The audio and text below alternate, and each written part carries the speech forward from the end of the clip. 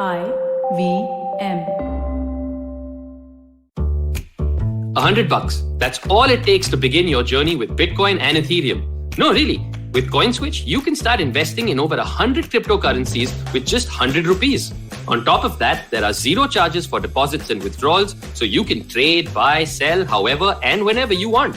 All of this, plus their extremely intuitive interface, makes CoinSwitch the perfect app for beginners in the crypto space. But don't take my word for it. Just download CoinSwitch for free and try it out for yourself. If you'd like more information on cryptocurrencies, tune into a show about crypto with me, Rohan Joshi, my new adventure on IVM podcasts. CoinSwitch, kuch to badlega.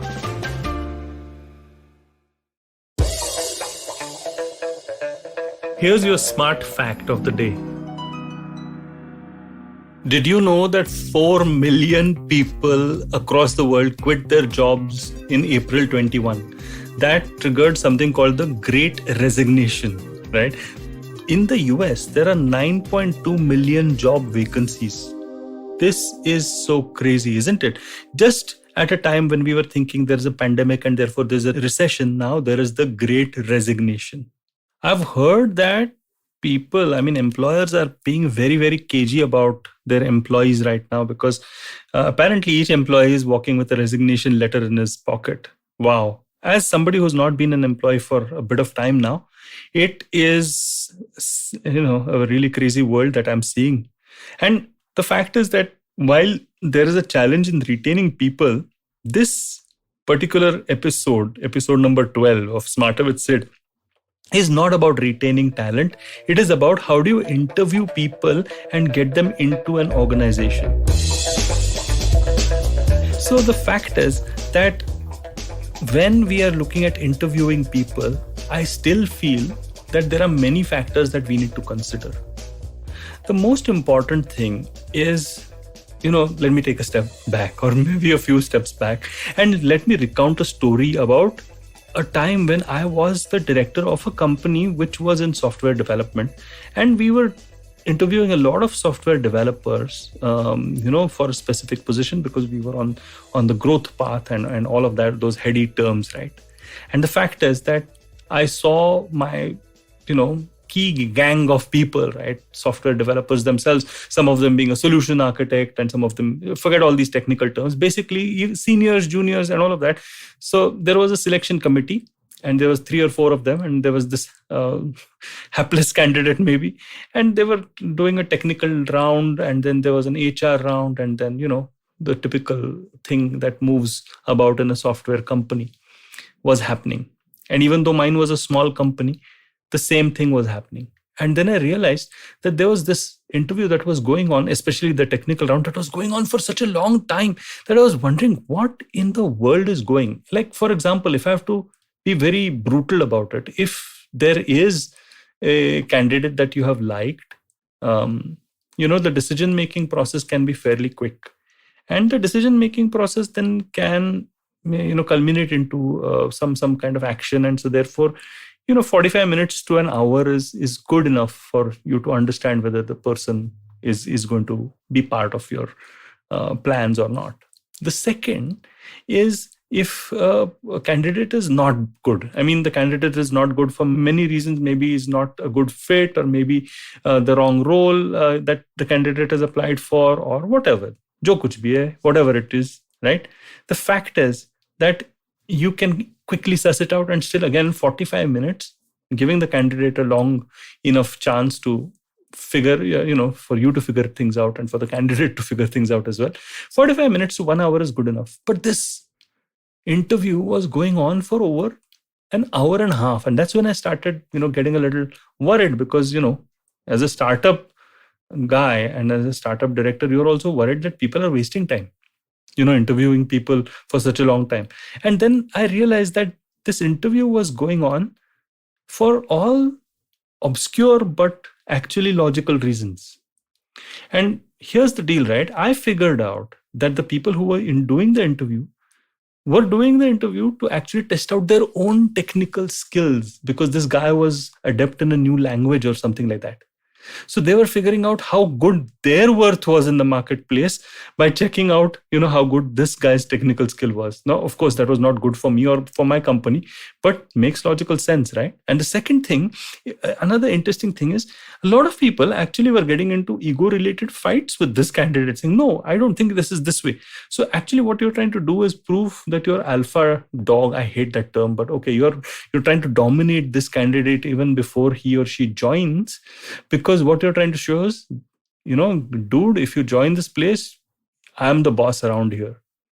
And the fact is that this seems to be the story for some interviews at least.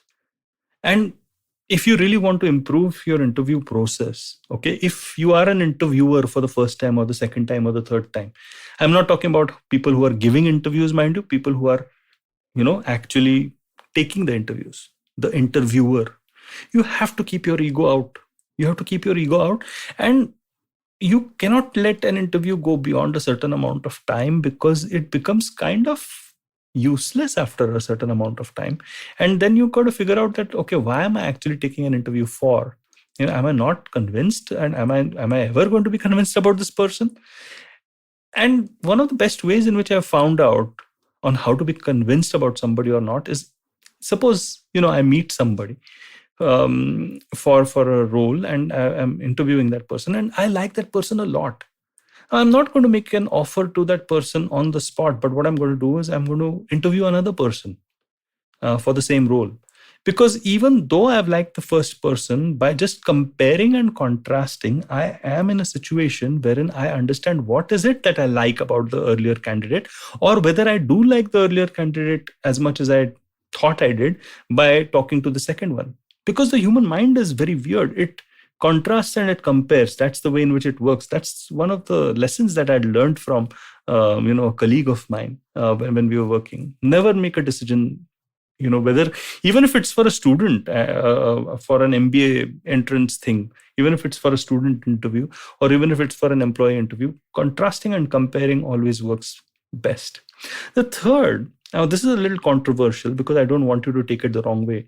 I think you probably need to visualize whether you can work with them and they can work with you.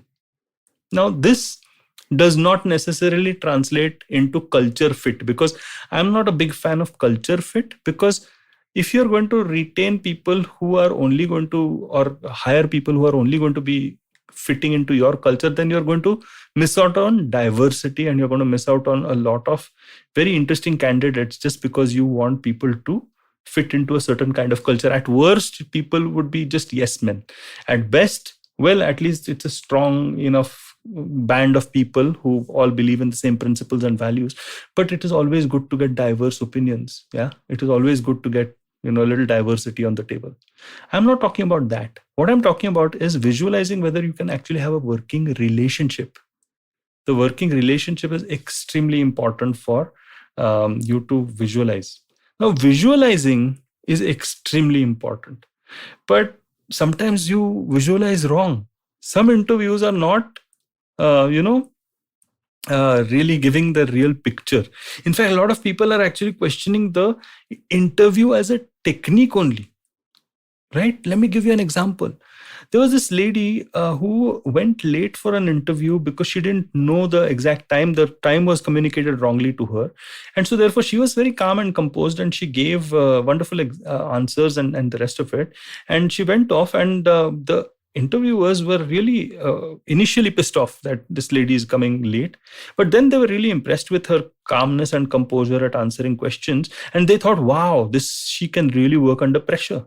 So they hired her. They hired her under the mistaken assumption that she is somebody who can take, these things in her stride and still come out and do a fantastic job. While on the other hand, this lady didn't even know that she was late. So interviews are not necessarily the most effective way of actually hiring people. But then what is the alternative? What is the alternative to a good interview? Because you might be interviewing people, and for all kinds of lame reasons, you might be ending up with the wrong decision.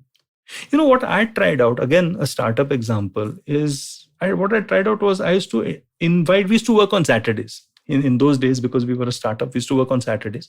And I used to invite people who we were trying to interview to work with a team We were comprised, it's a small team, 25 people, 3-4 teams. To work with a team, I used to invite somebody to work with a team for a day. And we used to figure out whether that person could work skill-wise, attitude-wise, and whether people could work alongside that person, and whether actually outputs could be reached to satisfactory levels, or breathtaking levels, or whatever. But this was possible. I think this worked out really well. This was possible because it was a Saturday, because it was a startup, and the rest of it. But I think it was a better decision than just an interview. I don't know.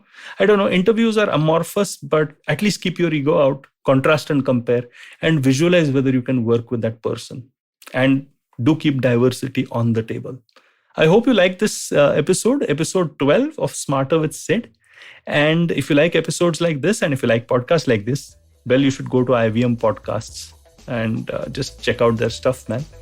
And if you like the stuff that I'm putting out, do follow me. I'm the Traveling Professor on LinkedIn and Instagram. See you next week.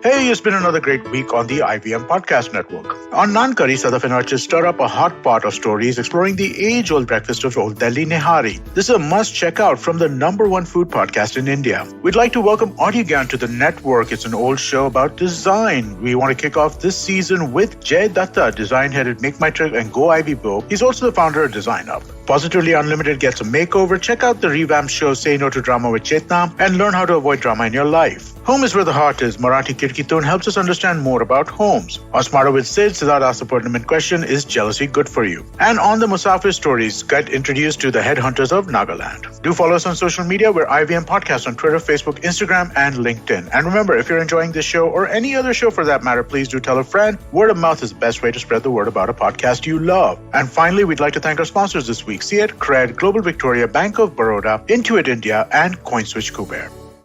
Hi everybody, just wanted to ask everyone for a quick favor. We're running a brand survey right now and would really appreciate it if you could let us know what you think about the advertising on IVM. Go to ivmpodcast.com/survey and do let us know.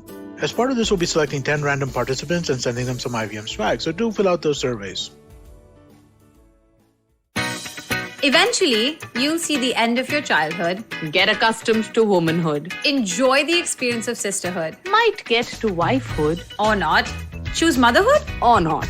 You'll learn to define your personhood. Earn a livelihood. Change the neighborhood. And get rid of the falsehood that life post-academia is easy. So join me, Ritasha. And me, Ayushi. On a journey from station starting point. To station, what now? Next station, Pudil station. And hopefully, Agla station, adulthood. Fresh episodes out every Thursday.